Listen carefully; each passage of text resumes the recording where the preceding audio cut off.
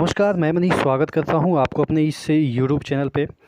दोस्तों, आपके एनटीपीसी में जो टाइपिंग है उसके कुछ बारीकियां जो है वो मैं आपको शेयर कर रहा हूं। ये चीज़ें शायद ही आपको कोई बता पाएगा, क्योंकि ये चीज़ें आप जब तक प्रैक्टिस नहीं करेंगे या जब तक आपको ये चीज़ें कोई वेल एक्सपीरियंस बताता नहीं है, तब तक चीज़ें आपको ये सब चीज़ें कोई नहीं मतलब कि समझ में नहीं आती है। तो मैं आपको अपना एक्सपीरियंस के आधार पे, आप देख सकते हैं मेरा टेबल ये है, टेबल नहीं है यहाँ पे, जुगाड़ आप कह सकते हैं। ये देवता का जो मंदिर होता ना, वो एक प्रकार का जुगाड़ है। आप देख सकते हैं, ज़्यादा मैं दिखाऊंगा नहीं, ज़्यादा गंदा आपको दिखेगा। चलिए, तो ये जैसे तैसे रहता है, बस उसी पे अपन जुगाड़ू आदमी है और जुगाड़ कर लेते हैं। तो सबसे पहले आप देख रहे होंगे कि यहाँ पे मैं दो कीबोर्ड रखा हूँ।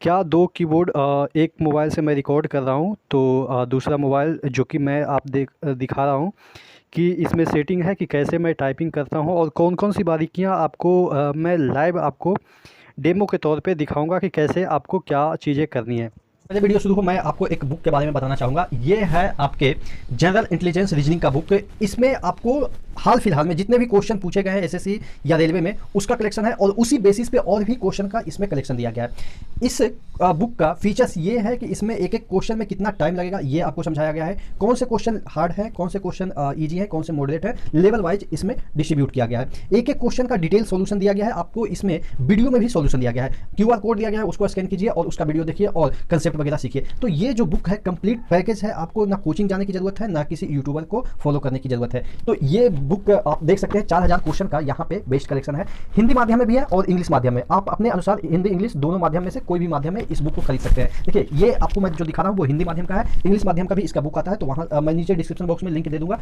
उससे आप चेक करके चले जाइएगा। देखिए, difficulty level and chapter wise इसमें प्रश्न दे रखे हैं, तो नीचे डिस्क्रिप्शन बॉक्स में इसका लिंक दिया हुआ है, वहाँ से परचेज कर सकते हैं।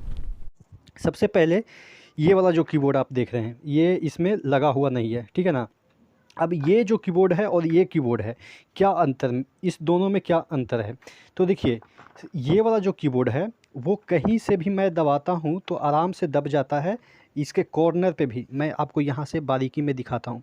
ये जो आप कॉर्नर, ये जो आप स्क्वायर टाइप का देख रहे हैं बाई, या कोई भी की आप देख सकते हैं, तो इसके कॉर्नर में यहाँ पे ये वाला जो कॉर्नर है, यहाँ पे अगर दबाते हैं तो दब जाता है।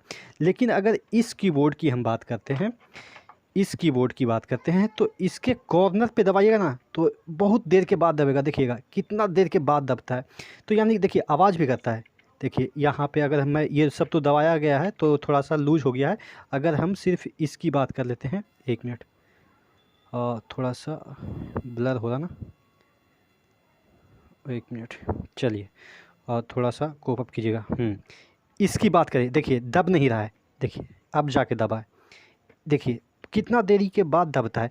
तो इसमें अंतर ये हुआ, ये दोनों में अंतर क्या हुआ कि इसका कहीं भी पोर्शन में, कोई भी की का कोई भी पोर्शन में आप दबाते हैं तो दब जाता है, या सिर्फ उंगली इस पे जाता है तो कहीं भी उंगली जाएगी तो ये चीज़ें दब जाएगी।